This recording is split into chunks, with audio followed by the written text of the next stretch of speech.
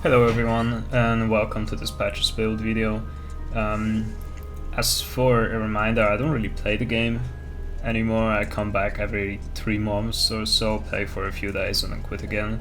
But I kind of do keep up with the meta still and what's happening, because the changes overall are quite interesting and people still ask me for my opinion about builds, especially my close friends.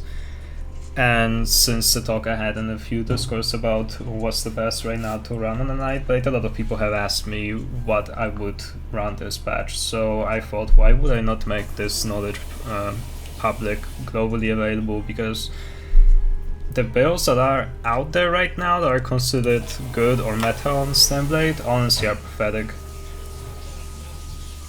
It's like people really don't know anymore what to build, and all of the builds are honestly hilarious, especially the most popular ones. So I'm gonna show you what I would run, what I consider the best, because once I got my hands on this build and this setup, I honestly thought to myself, yeah, no way I'm ever going back to anything else. So what I do run this patch is kind of a crit build and still ganky in a way. You're gonna be spamming a lot of cloak. Your sustain is very hybridized this patch, especially because I'm gonna be running a whole 1.3k unbuffed magical recovery.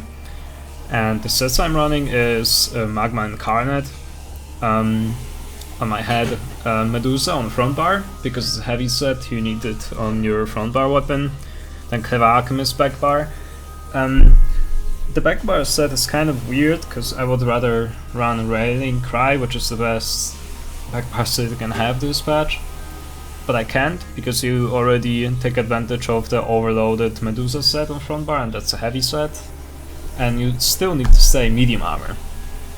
And otherwise, Sentries is so little damage in comparison to Clever Alchemist. Its uptime is bugged. Its proc is bugged. Like there's so many skills that don't proc that set, and on top of like the lag and lost attacks with lag that you experience, the set is just very unreliable to proc, so I just had a terrible time with it. Powerful Assault is just a much worse option in comparison to Clever Alchemist, so I would never consider that. So yeah. And a Marken Ring of Majesty that's Bloodthirsty. I keep it a healthy 2 infused 1 Bloodthirsty mix, because it's generally really good. Bloodthirsty is considered a really good trait with Executioner skill. And my Battle Axe, yeah, I'm using a Battle Axe front bar for the crit damage, as sharpened with a weapon damage enchantment. I have 15 points into health and 49 into stamina. Honestly, you can go all in into health. Having max stamina does not matter. And I run it with the Shadow Mundus and Vampire Stage 3. Because Vampire Stage 3 is always the best, the needed thing to survive in Cyrodiil nowadays. I kind of still keep up my sustain low, because it's only 1.8k stamina recovery unbuffed.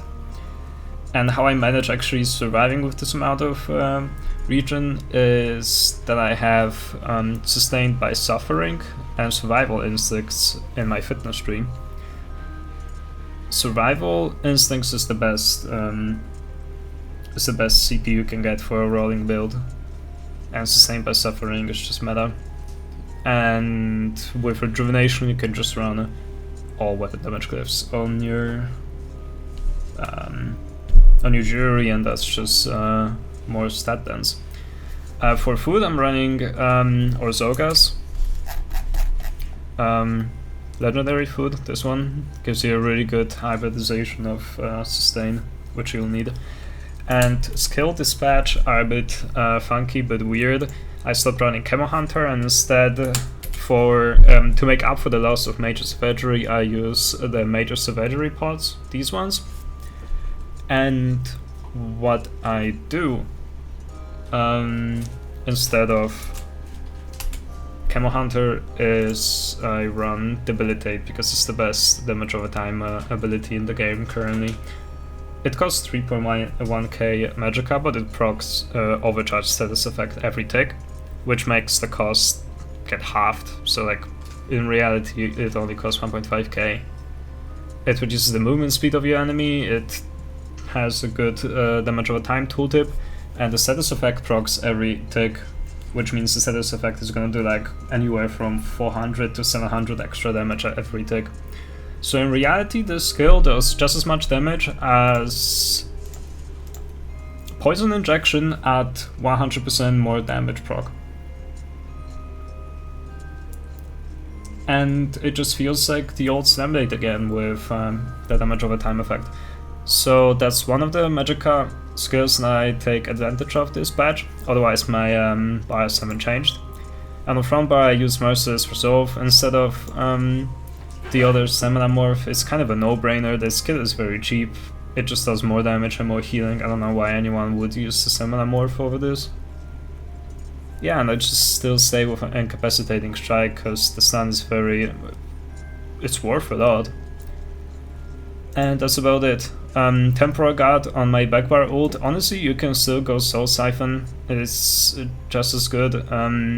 And as a front bar ult you can remorph Soul Siphon to the other thing and use that instead, it's more reliable, catches people out of dodge. I tried using Healthy Offering instead of Rally, I didn't have a good time, the sustain is overwhelming, like the skill drains so much magicka, it's overwhelming, you would have to actually get a fuck ton more magicka sustain. I don't know what else to say. What else could I say? Oh yeah, on my backbar bow is defending as always, and I have double dot poisons because I use you know, Debilitate on my backbar, and it's just a very good mix.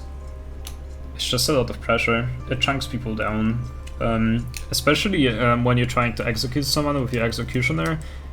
All of those dots ticking when they are blocking or dodging will just finish them off, it's great.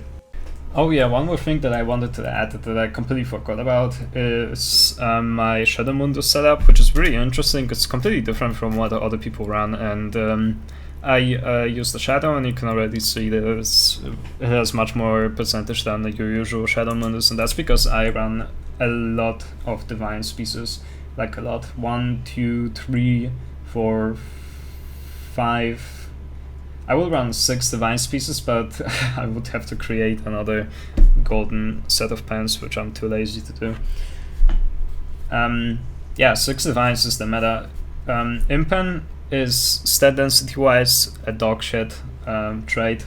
You don't need well fitted sustain because there's so much sustain in the game currently that I don't even run any of the Jury Slumber Cover Eclipse currently. The fitness CP is overloaded with sustain.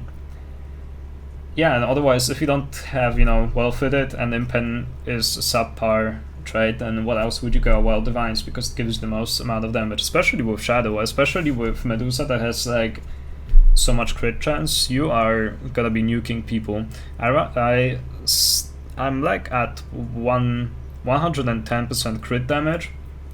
This build can go up to 7.5k weapon damage with 11k pen, and you're gonna be nuking people.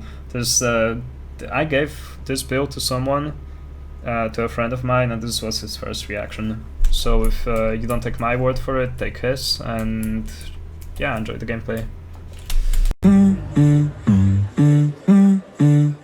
That's the motto.